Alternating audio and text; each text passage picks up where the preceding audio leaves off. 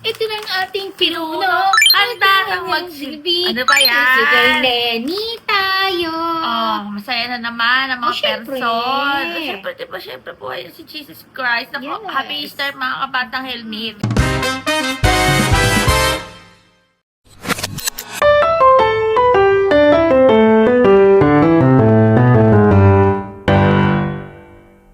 Kailan nyo naisip ang finish line? Ano, before kami nag-start ng term.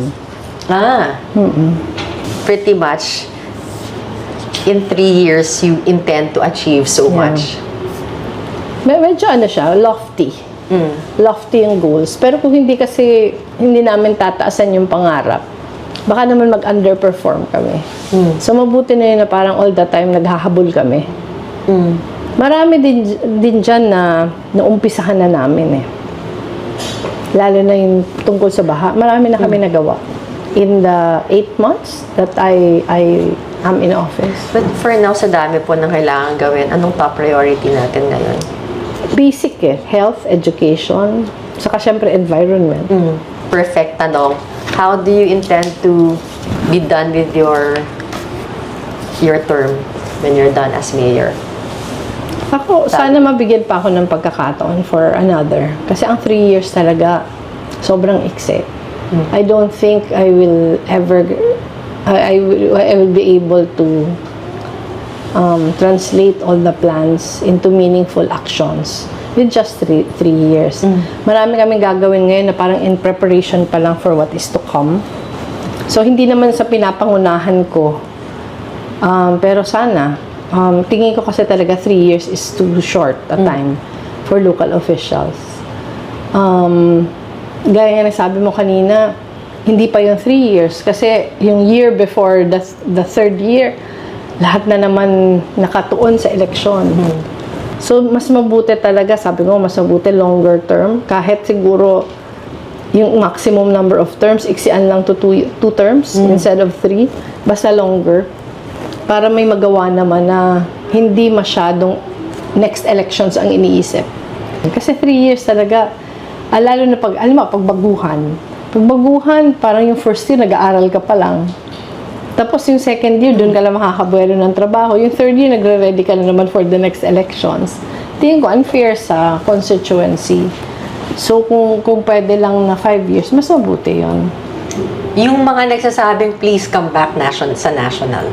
Hindi ko muna pinapansin kasi ayoko ma-distract ako from what I'm doing now. Ang obligasyon ko first and foremost, Naga. But for sure, tatakbo ka ulit.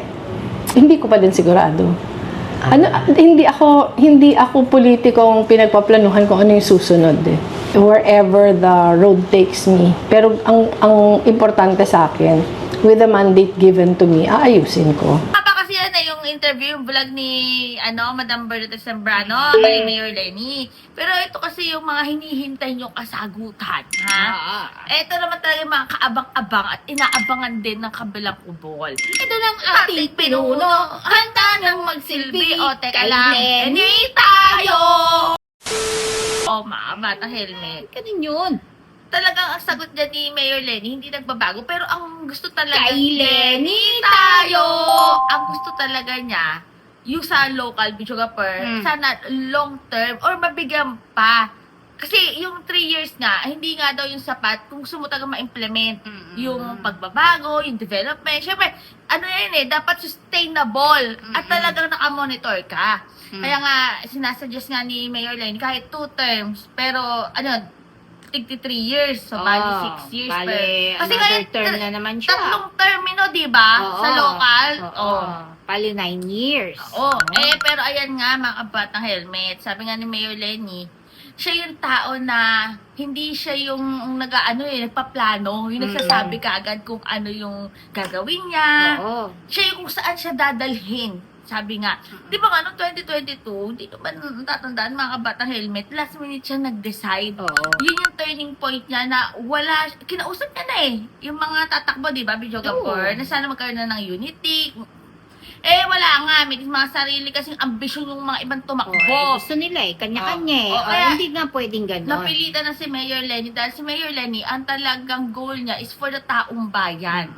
Ha? Umangat ang buhay ng lahat ng mga Pilipino. Eh, yung iba kasi mga pansarili, medyo kapar, lalo Ano? na yung Ay, pansarili, lalo na yung yung nagsabi na, nagbubulsa?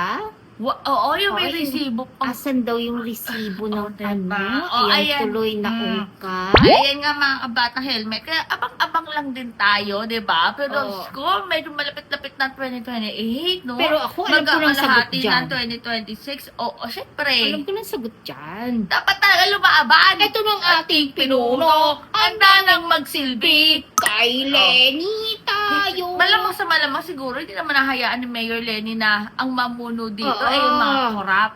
Di ba? Aray ko naman. Ang Hindi. mamumuno ang mga Mangga. ang mangga, tsaka kaya- sili, Oh, ano at pa? tsaka lumulutang sa Diyos ko. oo. O, di ba? Ano to? Basurahan ng Pilipinas. Pero yan nga mga bata helmet. Comment yan ako masabi niyo dyan. Basta nako. Happy Easter sa lahat. Yes. Basta ako po si BH. Saan nito? Ano yan? Ito, nabili ko lang ito 85 pesos. Ah, mura lang, na. ano? Ha? Mura lang, ano? Mahal na to sa panahon ngayon. Medyo Ay, oo kapar. nga. Mahal na nga yan. Mahal na to. Eh, kung ito, siguro dati siguro 55 lang to. Oo. 50. Okay. Ito ang ating Ang pinuno. pinuno. Ako si videographer. Ang takit. Kay Lenny tayo! Basta see you later!